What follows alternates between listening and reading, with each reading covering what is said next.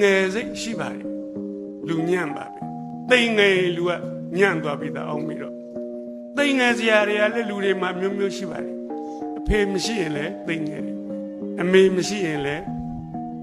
တိမ်ငယ်တယ်အဖေရောမေရောနှစ်ယောက်စလုံးမရှိတော့မိဘမဲ့ပိုးတိမ်ငယ်တာပေါ့အဖေနဲ့မေအိမ်အောင်ကွဲသွားရင်လည်းကလေးစိတ်ထဲမှာအားငယ်တယ်တိမ်ငယ်တယ်မိဘဆင်းရဲရင်လည်းတိမ်ငယ်တယ်ကျွန်တော်တို့မှာတိမ်ငယ်စရာအကြောင်းတွေအများကြီးပဲ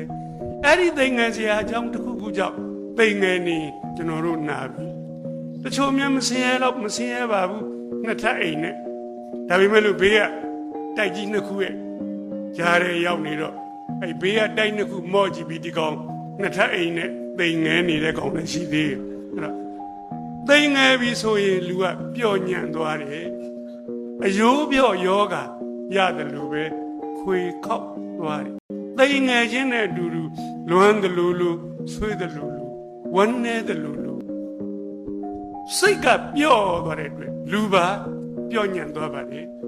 တိမ်ငယ်ချင်းဆိုတာအဲ့လောက်ကြောက်ဖို့ကောင်းပါတယ်